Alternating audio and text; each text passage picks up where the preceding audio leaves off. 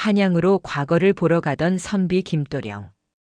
해가 뉘엿뉘엿 넘어가는 저녁 무렵 도령은 지도에도 없는 작은 마을 하나를 발견했습니다.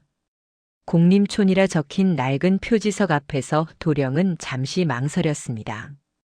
마을 입구엔 사람들이 줄지어 서서 마치 기다렸다는 듯 도령을 맞이했습니다. 어서 오시게 선비나리.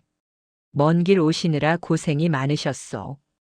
이장이라 자신을 소개한 사내의 얼굴엔 알 수 없는 미소가 번졌습니다. 그 미소가 왠지 불편했지만 도령은 이미 해가 저물어 다른 선택의 여지가 없었습니다. 어둠이 깔린 산길을 다시 헤매기엔 이미 늦은 시각이었고 마을 사람들의 친절한 말투는 거절하기 어려운 분위기를 만들었습니다. 하룻밤만 묵어가겠습니다. 도령이 말하자 마을 사람들은 일제히 고개를 끄덕이며 기묘한 웃음을 지었습니다. 그 웃음이 왜 그리 이상하게 느껴졌는지 도령은 나중에서야 깨닫게 됩니다. 그렇게 도령은 공림촌의 문턱을 넘었고 그날 밤부터 도령의 일생에서 가장 긴 악몽이 시작되었습니다.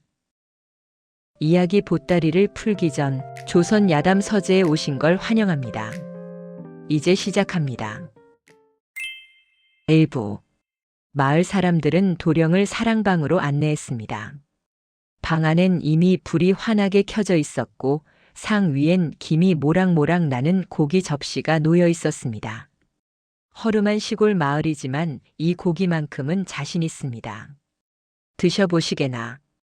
이장이 권하는 고기는 붉은 빛이 도는 특이한 색깔이었습니다. 냄새도 낯설었습니다.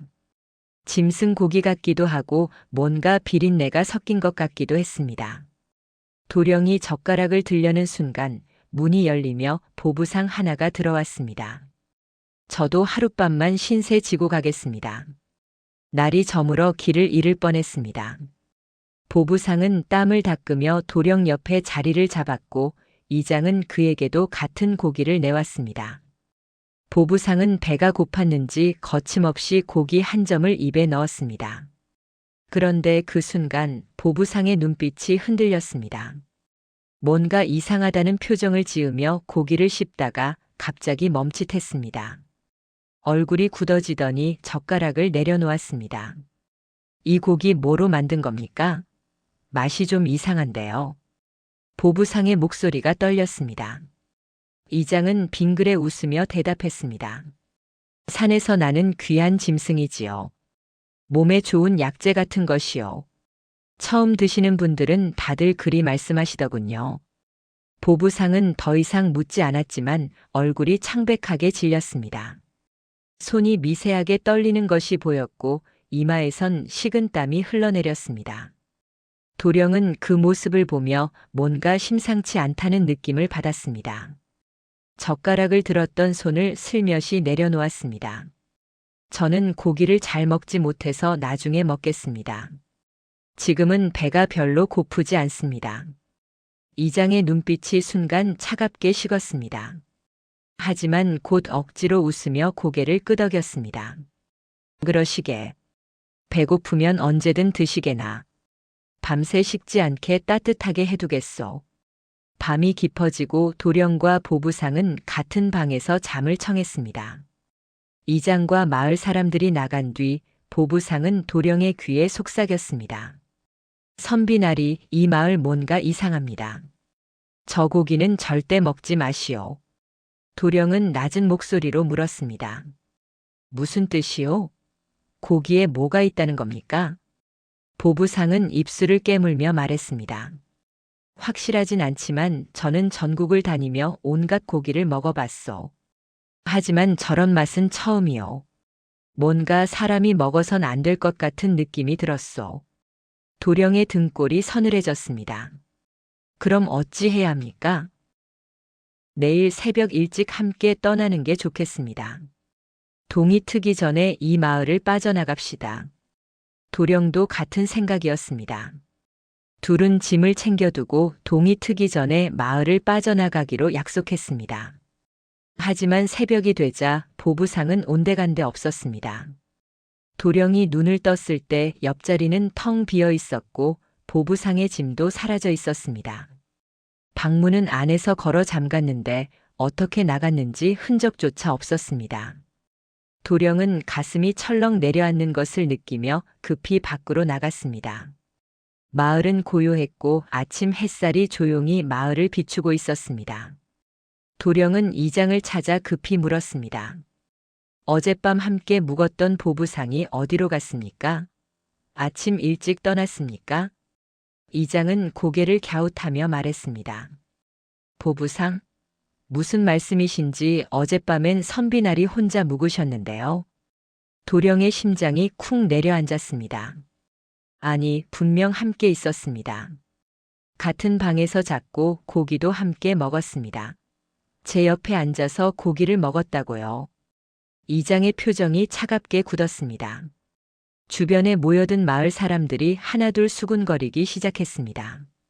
선비날이 혹시 길 가시느라 너무 지치신 게 아니겠소?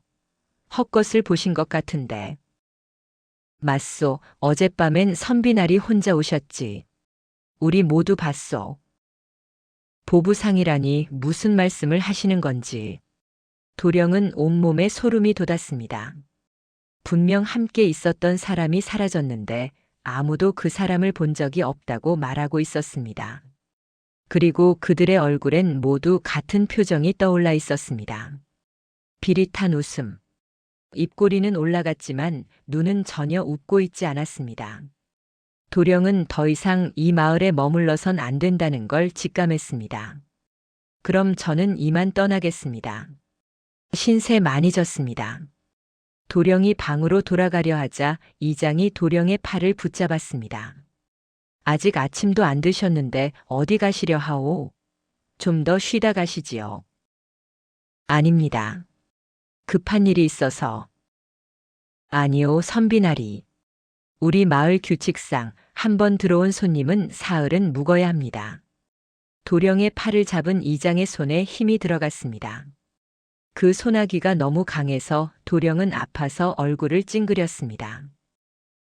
규칙이라니요? 그런 규칙이 어디 있습니까? 여기엔 있어. 이장의 목소리가 차갑게 가라앉았습니다. 주변의 마을 사람들이 하나둘 도령을 둘러쌌습니다. 도령은 그제야 깨달았습니다. 자신은 이미 이 마을의 포로가 되어버렸다는 것을. 리부. 도령은 간신히 이장의 소나귀에서 벗어나 방으로 돌아왔습니다. 문을 닫으려 했지만 마을 청년 둘이 문 앞을 지키고 서 있었습니다. 선비나리 쉬시지요. 아무데도 가지 마시고요. 청년들의 목소리는 공손했지만 눈빛은 차가웠습니다. 도령은 방 안을 살피기 시작했습니다. 혹시 보부상이 남긴 흔적이 있을까 싶어서였습니다. 이불을 들추고 벽을 살피고 구석구석을 뒤졌습니다. 그러다 방 구석 장롱 뒤에서 뭔가 딱딱한 것이 손에 잡혔습니다. 천천히 들어 올려 보니 그것은 보부상의 보따리였습니다. 도령의 손이 떨렸습니다. 보따리 안엔 보부상이 팔던 물건들이 그대로 들어 있었습니다. 실, 바늘, 작은 거울, 그릇, 댕기, 놀이개. 이게 여기 왜? 도령이 중얼거리는 순간 문이 벌컥 열렸습니다. 이장과 마을 청년 서너 명이 우르르 들어서더니 도령의 손에서 보따리를 낚아챘습니다. 선비나리 이런 것까지 훔치시면 곤란하지 않소? 훔치다니요.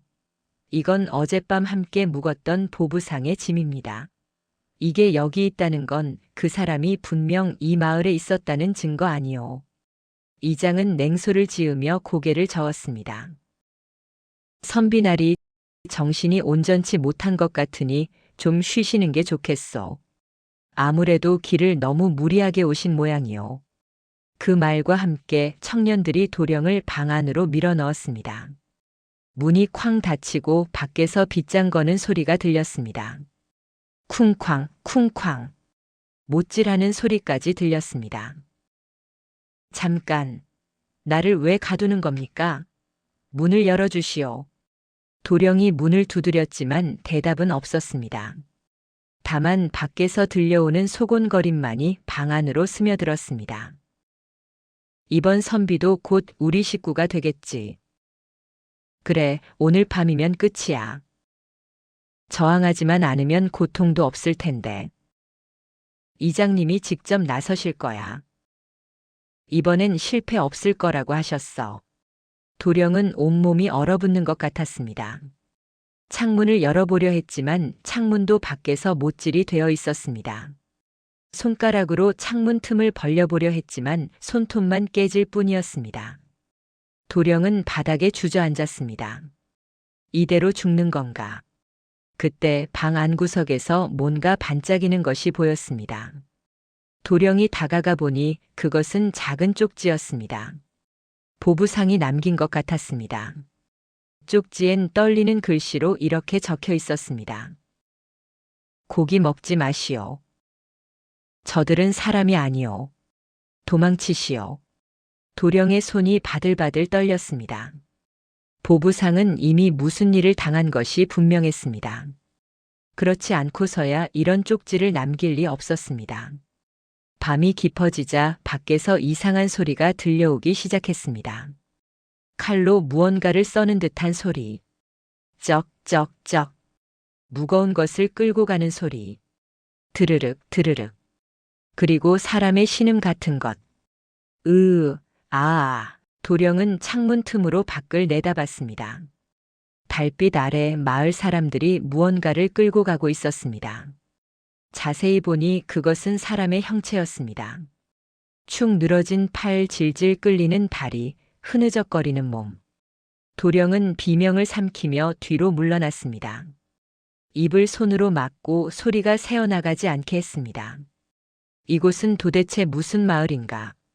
그날 밤 도령은 한숨도 자지 못했습니다. 밖에선 내내 이상한 소리가 들려왔고 가끔씩 사람들의 웃음소리가 섞여 들렸습니다. 그것도 보통 웃음이 아니라 무언가에 홀린 듯한 기괴하고 비릿한 웃음이었습니다. 크크크, 하하, 크흐흐흐. 사람의 웃음이 아니라 짐승의 울음 같았습니다. 새벽이 되자 문이 열렸습니다. 이장이 들어오더니 도령에게 또다시 그 붉은 고기를 내밀었습니다. 접시에는 김이 모락모락 나고 있었고 고기는 어젯밤보다 더 붉은 빛을 띠고 있었습니다. 선비나리, 이제 그만 드시지요. 드시면 모든 게 편해집니다. 배고프지 않으시오? 사흘째 아무것도 안 드셨는데. 도령은 고개를 저으며 뒷걸음질 쳤습니다. 실소. 그 고기엔 뭔가 있소. 나는 절대 먹지 않겠소. 이장의 얼굴이 일그러졌습니다. 그럼 굶어 죽든지 하시오. 하지만 이 마을에서 나갈 수는 없소. 어차피 끝은 정해져 있으니. 도령은 그제야 깨달았습니다. 자신은 이미 이 마을의 포로가 되어버렸고 선택지는 두 가지뿐이라는 것을. 고기를 먹고 저들처럼 되거나 아니면 굶어 죽거나. 하지만 도령은 포기하지 않았습니다. 반드시 살아서 이곳을 빠져나간다. 그리고 이 마을의 진실을 세상에 알린다. 3부. 사흘째 되는 날 도령은 굶주림에 정신이 혼미해졌습니다. 물만 겨우 마시며 버티고 있었지만 몸은 점점 약해져 갔습니다. 입술은 바짝 말랐고 손발에 힘이 빠져 제대로 서 있기도 힘들었습니다. 그날 밤 도령은 창문 틈으로 마을 사람들이 어디론가 모여드는 것을 보았습니다. 모두 마을 뒤편 언덕으로 향하고 있었습니다. 횃불을 들고 일렬로 줄지어 걸어가는 모습이 마치 장례 행렬 같았습니다. 기회다. 도령은 힘을 짜내어 문을 부수려 했습니다. 어깨로 문을 들이받고 발로 차고 온몸으로 밀었습니다. 하지만 문은 꿈쩍도 하지 않았습니다. 못질이 너무 단단하게 되어 있었고 도령의 체력으론 역부족이었습니다. 도령은 바닥에 쓰러져 숨을 헐떡였습니다. 그때 창문 밖에서 작은 목소리가 들렸습니다. 선비나리. 도령이 고개를 들자 창문 밖에 한 노파가 서 있었습니다.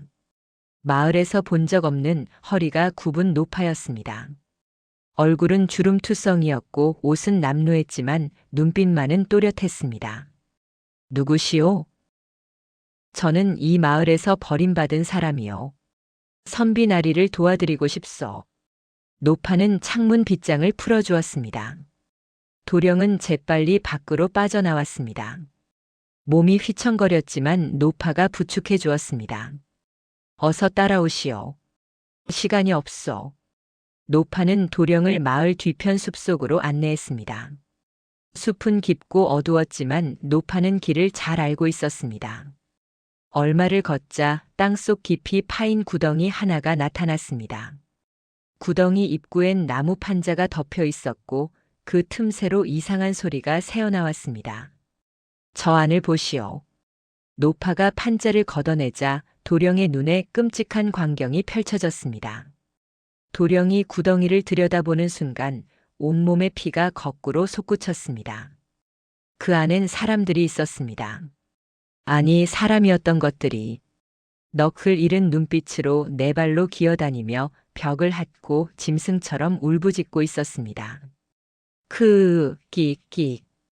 그들은 사람의 말을 하지 못했습니다. 다만 짐승처럼 울부짖고 핥히고 서로를 물어뜯었습니다. 옷은 너덜너덜했고 몸엔 상처투성이었으며 눈엔 생기가 전혀 없었습니다. 저들은 도령의 목소리가 떨렸습니다. 이 마을에 들어왔다가 사라진 외지인들이요. 저 고기를 먹으면 저렇게 됩니다. 노파의 목소리도 떨리고 있었습니다. 도령은 구역질이 치밀어 올라 옆으로 몸을 돌렸습니다. 도대체 그 고기가 뭐란 말이오? 사람을 저렇게 만드는 게 대체 뭐란 말이오? 노파는 떨리는 목소리로 말했습니다. 산 뒤편에 100년 묵은 지네가 살고 있어. 이장은 그 지네를 섬기며 지네의 독을 고기에 섞어 사람들에게 먹이고 있어. 도령은 소스라치게 놀라 뒷걸음질 쳤습니다. 지네의 독이라니. 그렇소. 그 독을 먹으면 사람은 너클 잃고 짐승처럼 변합니다. 그렇게 너클 잃게 만든 뒤 그들을 지네의 제물로 바치는 것이요. 도령은 말문이 막혔습니다. 그럼 저 마을 사람들도 모두 지네의 독에 홀린 자들이요. 이미 사람이 아닙니다. 처음엔 이장 혼자 지네를 섬겼지만 이제는 마을 전체가 지네의 종이 되었소. 노파의 눈에서 눈물이 흘러내렸습니다. 제 아들도 저 안에 있소. 몇 년 전 고기를 거부하다가 저렇게 되었지요. 저는 늙고 쓸모없어서 저들이 신경 쓰지 않아 살아남았지만 제 아들은. 노파는 더 이상 말을 잇지 못하고 흐느꼈습니다. 도령은 노파의 어깨에 손을 얹었습니다. 할멈, 죄송합니다. 선비나리, 당신은 아직 고기를 먹지 않았소. 지금 도망쳐야 하오. 하지만 이 마을 사람들은 그리고 할멈의 아들은 구할 수 없소. 이미 너무 늦었소. 저 독은 한번 몸에 들어가면 되돌릴 수 없소. 다만 노파는 품에서 작은 주머니 하나를 꺼내 도령에게 건넸습니다. 주머니는 낡았지만 안에서 은은한 향이 났습니다. 이것은 몇 년 전 이곳에 왔던 암행어사가 남기고 간 것이요. 해독제 가루라 했소. 완전히 독을 없애진 못하지만 잠시 정신을 돌릴 수는 있소. 암행어사가 이곳에 왔었단 말이오? 그렇소.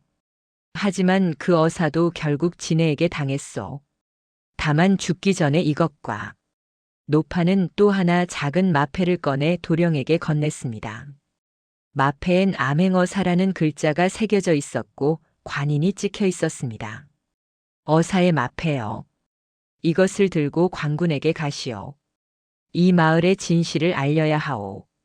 더 이상의 희생을 막아야 하오. 도령은 떨리는 손으로 주머니와 마패를 받았습니다. 하지만 할멈은 어찌하시렵니까? 저를 도운 것이 들키면. 저는 이미 늙었소. 살 날도 얼마 남지 않았소. 하지만 선비나리는 살아야 하오. 제발 이 마을의 진실을 세상에 알려주시오. 그때 멀리서 마을 사람들이 돌아오는 발소리가 들렸습니다. 횃불빛이 숲속으로 들어오고 있었습니다. 어서 가시오. 저들이 오고 있소. 노파가 다급하게 도령을 밀었습니다. 도령은 노파에게 깊이 절을 올리고 어둠 속으로 뛰기 시작했습니다. 발이 돌부리에 걸리고 나뭇가지에 얼굴이 긁혔지만 멈출 수 없었습니다. 뒤에서 노파의 비명이 들렸습니다. 이 늙은 것이 또 방해를 하는구나. 이장의 목소리가 밤하늘을 갈랐습니다. 도령이 돌아보니 이장과 마을 사람들이 노파를 둘러싸고 있었습니다. 노파는 도령을 향해 고개를 끄덕이며 입모양으로 말했습니다. 어서 가시오. 도령은 이를 악물고 다시 뛰었습니다. 눈물이 뺨을 타고 흘러내렸지만 멈출 수 없었습니다. 뒤에선 마을 사람들의 발소리가 점점 가까워지고 있었습니다. 4부.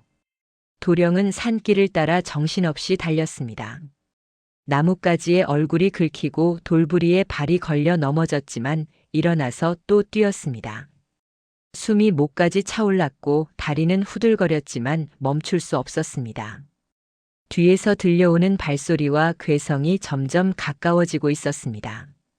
저 선비를 잡아라. 놓쳐선 안 된다. 진해님의 재물이 도망치고 있다. 도령은 온 힘을 다해 뛰었습니다. 그때 앞쪽에서 횃불빛이 보였습니다. 도령은 마지막 힘을 짜내어 그쪽으로 달려갔습니다. 사람 살려. 도와주시오. 횃불을 든 사람은 순찰 중이던 관군이었습니다. 무슨 일이오? 한밤중에 웬 소란이오?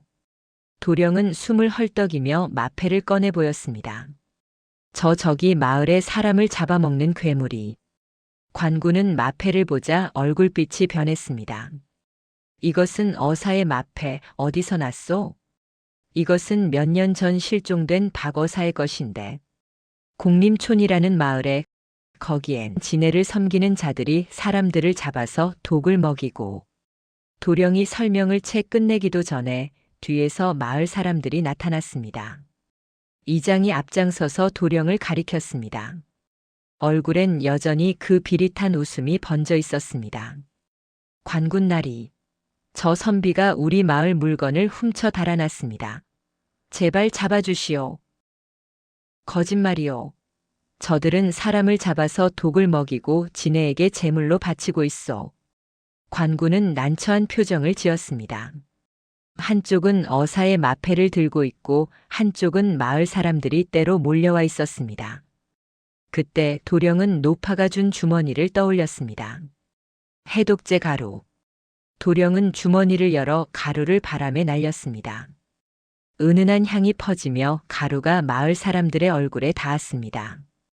그 순간 이상한 일이 벌어졌습니다. 마을 사람들이 갑자기 비틀거리며 제자리에 주저앉았습니다. 몸을 떨고 머리를 감싸 쥐고 괴로워하기 시작했습니다. 그리고 잠시 후 눈빛이 조금씩 살아나기 시작했습니다. 여기가 어디지? 나는 왜 여기 있는 거지?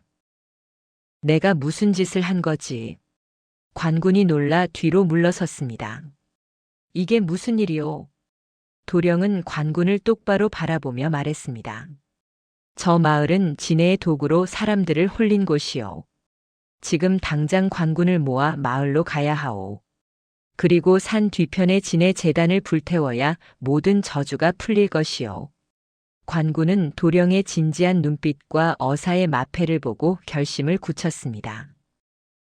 알겠소. 본진으로 돌아가 병력을 모으겠소. 조금만 기다리시오. 하지만 이장만은 여전히 멀쩡했습니다. 가루가 그에겐 통하지 않는 것 같았습니다. 이장은 도령을 향해 소름 끼치는 웃음을 지었습니다. 선비나리, 이미 늦었소. 당신도 저 관군도 모두 진해님의 밥이 될 것이오. 이장의 몸이 서서히 변하기 시작했습니다. 피부가 갈라지며 그 안에서 검은 비늘이 드러났습니다. 손톱은 날카로운 발톱으로 변했고 눈은 붉게 빛나기 시작했습니다. 입에선 긴 혀가 날름거렸고 온몸에서 독한 냄새가 풍겼습니다. 저게 뭐요? 관군이 칼을 뽑았지만 손이 떨려 제대로 들지도 못했습니다. 도령은 이를 악물고 이장을 마주 보았습니다. 할멈이 말했소. 제단을 불태우면 모든 게 끝난다고. 이장이 괴성을 지르며 도령에게 달려들었습니다. 발톱이 번쩍이고 혀가 허공을 갈랐습니다.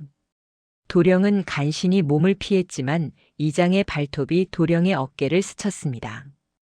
피가 흘렀지만 도령은 쓰러지지 않았습니다. 제단이 어디 있는지 알고 싶은가? 이장이 비웃었습니다. 마을 한가운데 우물 아래에 있지. 하지만 넌 절대 거기까지 갈 수 없어. 지네님이 너를 기다리고 계시니까. 도령은 그 말을 듣자마자 이장을 피해 마을 쪽으로 뛰기 시작했습니다. 뒤에서 이장의 괴성이 들렸지만 도령은 멈추지 않았습니다. 관군은 정신을 차리고 급히 본진으로 달려갔습니다. 도령 혼자 마을로 향했습니다. 해독제 가루로 정신을 차린 마을 사람들은 멍하니 서서 도령을 바라볼 뿐이었습니다. 그들의 눈엔 혼란과 공포 그리고 죄책감이 가득했습니다. 도령은 마을 한가운데 있는 우물로 달려갔습니다. 우물 안을 들여다보니 깊은 어둠 속에서 붉은 빛이 일렁이고 있었습니다. 마치 살아있는 것처럼 꿈틀거리는 빛이었습니다. 도령은 밧줄을 잡고 우물 속으로 내려가기 시작했습니다. 어둠이 점점 깊어지고 공기는 점점 차가워졌습니다. 그리고 이상한 냄새가 코를 찔렀습니다. 썩은 고기 냄새와 비린내가 섞인 역겨운 냄새였습니다. 오부. 우물 바닥에 도착하자 도령의 눈앞에 믿을 수 없는 광경이 펼쳐졌습니다. 거대한 동굴 안 수십 개의 촛불이 켜진 제단 위에 거대한 진해의 형상이 세워져 있었습니다. 그 형상은 돌로 만들어졌지만 마치 살아있는 것처럼 움직이는 듯한 착각을 불러일으켰습니다. 제단 앞엔 수많은 해골이 쌓여 있었고 제단 주변엔 붉은 액체가 흐르고 있었습니다. 그 액체는 마치 피처럼 보였지만 더 끈적이고 독한 냄새를 풍겼습니다.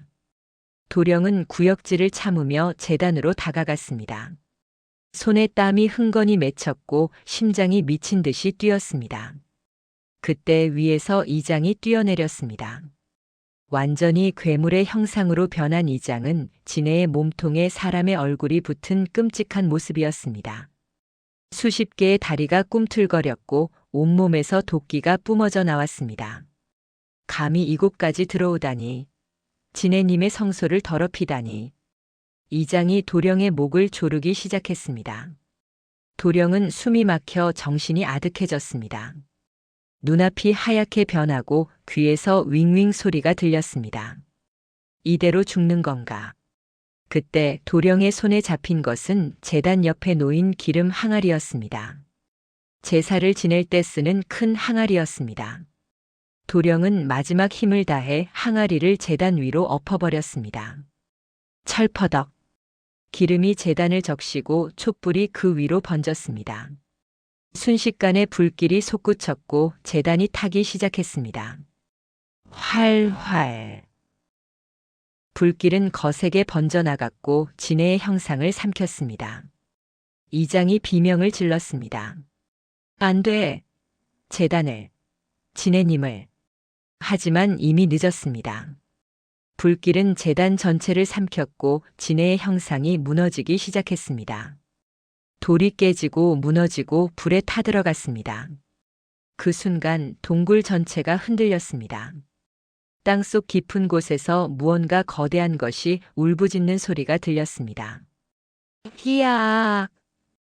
그것은 짐승의 울음도 사람의 비명도 아니었습니다. 지옥에서나 들을 법한 끔찍한 소리였습니다. 이장의 몸이 점점 뒤틀리며 타들어가기 시작했습니다. 비늘이 벗겨지고 살이 녹아내리고 뼈가 드러났습니다. 이럴 수가 100년의 세월이 이렇게. 이장은 마지막 비명을 지르며 재가 되어 무너졌습니다. 도령은 비틀거리며 밧줄을 잡고 다시 우물 위로 올라갔습니다. 손에 힘이 없어 미끄러질 뻔했지만 이를 악물고 올라갔습니다. 우물 밖으로 나오자 마을 전체가 흔들리고 있었습니다. 땅이 갈라지고 집들이 무너지기 시작했습니다. 그리고 마을 뒤편 산에서 거대한 지네가 모습을 드러냈습니다. 집채만 한 크기의 지네는 온몸이 불에 타들어가며 끔찍한 비명을 지르고 있었습니다. 수십 개의 다리가 허공을 휘젓고 온몸에서 도끼가 뿜어져 나왔습니다. 도령은 품에서 마패를 꺼내 높이 치켜들었습니다. 관군들이 멀리서 달려오는 모습이 보였습니다. 적이다. 저 괴물을 쏘아라. 관군 대장의 명령이 떨어지자 수십 개의 화살이 일제히 날아갔습니다. 화살들은 지네의 몸을 뚫었고 지네는 더욱 격렬하게 몸부림쳤습니다. 불화살을 쏘아라. 불이 붙은 화살들이 지네의 몸을 관통했고 지네는 마지막 몸부림을 쳤습니다. 이야! 지네는 결국 땅에 쓰러졌습니다. 그리고 천천히 재가 되어 흩어졌습니다. 바람에 날린 재는 하늘로 흩어지고 지네의 흔적은 사라졌습니다. 그 순간 마을 사람들이 하나둘 정신을 차리기 시작했습니다. 내가 무슨 짓을 한 거지? 아이고, 우리가 사람을. 용서해 주십시오. 우리가 정신이 없었습니다. 사람들은 자신들이 저지른 일을 깨닫고 땅에 엎드려 통곡하기 시작했습니다. 도령은 그 광경을 말없이 바라보았습니다. 관군 대장이 도령에게 다가와 물었습니다. 선비나리 괜찮으시오? 다친 곳은 없소? 도령은 고개를 끄덕이며 마을 뒤편 구덩이를 가리켰습니다. 저곳에 아직 살아있는 사람들이 있어. 구해주시오. 관군들은 구덩이로 달려가 그 안에 갇혀있던 사람들을 구출했습니다. 그들은 이미 정신을 잃은 상태였지만 숨은 붙어 있었습니다. 관군들은 그들을 조심스럽게 들어올려 밖으로 데려왔습니다. 도령은 노파를 찾아 마을을 헤맸습니다. 집집마다 들어가 보고 숲속을 뒤지고 우물가를 살폈습니다. 하지만 노파는 어디에도 보이지 않았습니다. 다만 마을 입구 표지성 옆에 노파의 낡은 옷만이 바람에 나부끼고 있었습니다. 옷 위엔 핏자국이 묻어 있었고 그 옆엔 작은 꽃 한 송이가 놓여 있었습니다. 도령은 그 옷을 주워들고 깊은 한숨을 내쉬었습니다. 눈물이 뺨을 타고 흘러내렸습니다. 할멈 고맙습니다. 정말 고맙습니다. 엔딩. 며칠 후 관군들은 마을 사람들을 모두 관아로 데려갔습니다. 주동자였던 이장은 이미 사라졌고 나머지 사람들은 진해의 독에 홀렸던 피해자로 인정받았습니다. 하지만 그들이 저지른 죄는 지워지지 않았습니다. 관아는 그들에게 먼 섬으로 유배형을 내렸고 마을은 폐허로 남겨졌습니다. 공림촌이라는 이름은 지도에서 지워졌고 그곳은 들어가선 안 될 곳으로 낙인 찍혔습니다. 도령은 그곳을 떠나기 전 마지막으로 노파의 옷을 마을 입구에 묻어주었습니다. 작은 무덤을 만들고 그 위에 꽃을 놓았습니다. 할멈, 덕분에 살았습니다. 고맙습니다.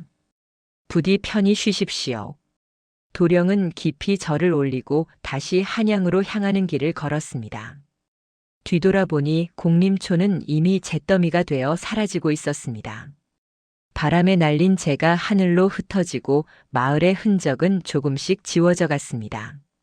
집들은 무너졌고 우물은 메워졌고 사람들의 발자국도 사라졌습니다. 도령은 가슴속 깊이 그날의 기억을 묻었습니다. 다시는 지도 위에 나타나지 않을 저주받은 마을의 이야기를, 그리고 그곳에서 목숨을 걸고 자신을 구해준 이름 모를 할멈의 마지막 모습을. 도령은 걸으며 생각했습니다. 세상엔 아직도 많은 비밀이 숨어 있고 그 비밀 뒤엔 누군가의 희생이 있다는 것을, 그리고 그 희생을 기억하는 것이 살아남은 자의 의무라는 것을. 도령의 뒷모습이 산길 너머로 사라지고 하늘엔 먹구름이 천천히 거쳐갔습니다.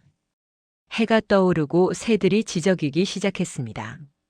새로운 아침이 밝았지만 도령의 가슴엔 여전히 그날 밤의 어둠이 남아 있었습니다. 그 어둠을 안고 도령은 다시 길을 걸었습니다. 오늘 이야기는 여기까지입니다. 조선 야담 서재 다음 이야기에서도 함께 해주세요. 구독과 좋아요 부탁드립니다.